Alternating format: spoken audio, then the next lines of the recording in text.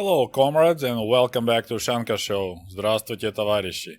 Today we're gonna talk a little bit more about HBO show Chernobyl, the show that created a real explosion on my channel. When I recorded the video, 5 things that are missing in HBO Chernobyl, it got at this moment over 500,000 views and brought over 16,000 new subscribers to my channel. And I mentioned many times before how impressed I was with the accuracy that miniseries Chernobyl showed. Can I use the word depicted? For some reason it sounds like I could. The life and lifestyle, clothing, glasses, other items, cars, license plate, correct to the area and correct to the period. Everything was really like close to real. And today I would like to talk about one specific vehicle that was shown in HBO Chernobyl miniseries. Dear comrades, let me introduce you to unstoppable all-wheel drive military truck Ural 375D. I always thought that Ural trucks were one of the best looking Soviet trucks, and I have a kind of special feeling towards this vehicle because my father was painting them for many years, and when I visited his place of work in Kiev, I always saw those powerful trucks parked next to his spray painting booth, and actually they let me sit in that and honk the horn. It was air horn, so that was so cool. So I got really nice memories about that Ural truck. This specific model, Ural 375D, was manufactured from 1961 till 1992 at the factory in town called Mias, and of course it was located in the Ural Mountains, almost in Siberia. So Ural Mountains is kind of the geographical border between Europe and Asia. So Siberia starts after the Ural Mountains. This specific truck factory has very interesting history on its own. It was originally constructed in 1939 as a factory to manufacture bombs. But when the World War II started, or to be more precise, when the Great Patriotic War started, so we're not talking about 1939, we're talking about June of 1941 when Germany attacked Soviet Union. Instead of bombs, the factory started manufacturing truck transmissions and truck engines because they had to evacuate factory from Moscow, so-called ZIS, Zavod имени Stalina. So that truck factory was moved from Moscow and relocated to Mias, and since then it became a truck factory. The truck that was shown in HBO series Chernobyl, Ural 375D, was manufactured from 1961 all the way to 1992, so 31 years of the same model with quite just small modification. It had, as most military trucks had, all-wheel drive system. It had 7-liter V8 engine, which only had produced 180 horsepower. That sounds pretty weak for such a large engine. It used premium gas, and I remember that because my dad was constantly talking how thirsty those gas trucks were and how expensive it was to drive them. And of course they had super poor gas mileage, in this case kilometrage, we don't say mileage, right? So it was burning about 6 to 7 miles per gallon on a premium gas. So this truck was designed for and used by mostly military, but they had also some civilian applications, like the areas where there was bad roads. So they had like cranes, mobile cranes based on the Ural 375D. Tankers also were based on this truck. And now we need to learn a new Russian word, actually a couple of words. So in Russian language, a word war is война. And from that word война, we used the word vayenka, was kind of slang type of word, but if the factory, any type of the factory was doing anything for the military needs, it was called, they work for vayenka. So vayenka, it's something was being produced at the factory, because quite often, actually most factories were manufacturing something for the military needs. So there would be factories like, building tanks or building cannons, ammunition. So those are pure military factories. The rest of the factories, they may be making irons or washing machines, but at the same time they'll be doing something for vayenka. And this is what we're going to talk about next. And this is how I got introduced to Ural trucks. My dad's factory was completely civilian type of factory called Kiev Kommunmaj. So they were making equipment for buildings like elevators and so on. But at the same time, they worked for vayenka.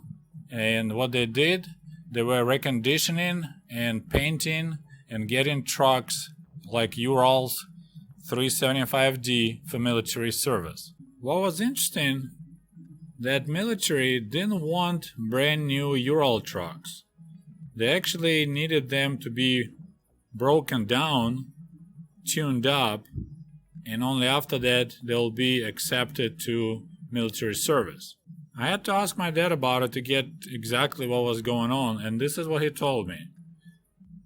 It was a requirement that the brand new Ural truck needs to be driven for 2,000 kilometers. Then they will change all the fluids in the truck, like oil and stuff like that.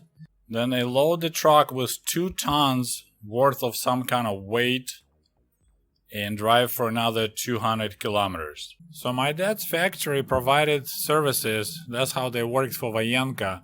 They were tuning up trucks after they arrived from Ural Mountains, and then right before they were commissioned to the military service, they will be touched up, repainted, making it look brand new, all the fluids changed, tires changed, and then military commission arrives, inspect the trucks, and then take them to service. So when the trucks were manufactured in the Ural Mountains in Mia's factory, they will send our drivers from Kiev by train, and then they will drive those brand new trucks from all the way from Ural Mountains to Kiev, which is about 2,500 kilometers. So this way, they will be driving them empty. They're going to burn tons of gas. So then they arrive to Kiev. They'll get all the fluids changed, get all tuned up. Then they're going to put some kind of load in the back of the trucks, and they're driving them again for 200 kilometers. So the truck drivers had amazing opportunity to earn some money on the side, because they needed just to basically drive trucks around for 200 kilometers. And of course, if you know people that needed some goods being moved around, they will take the money and use the government gas and equipment, because they had to be driven for 200 kilometers.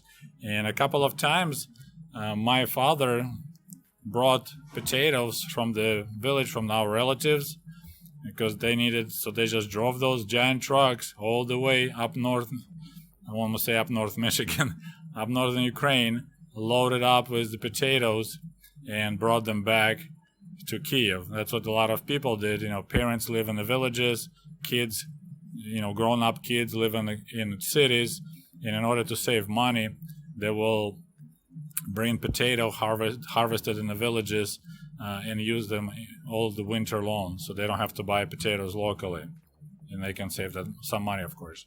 So I guess you can figure out what poor quality that equipment was if military didn't want to accept a brand new truck. They wanted to be driven for 2,200 kilometers first to see if anything will break down, and only after that they will accept the truck.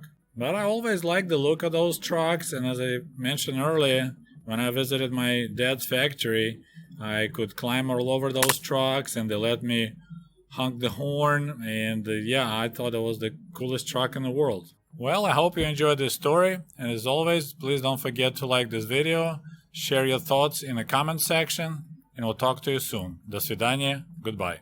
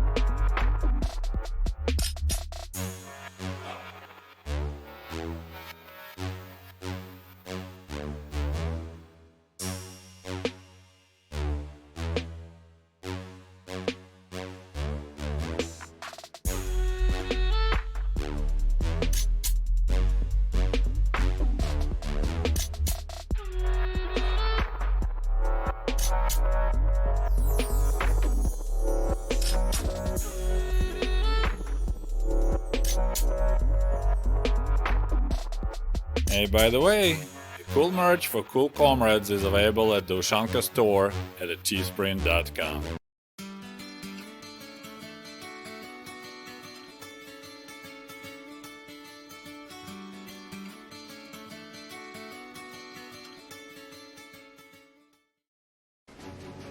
And if you love my channel and would like to show your support, please click on the link below this video and become the patron of the Ushanka Show. For as little as $1, you can help us grow and create the new, interesting videos about the life in Soviet Union.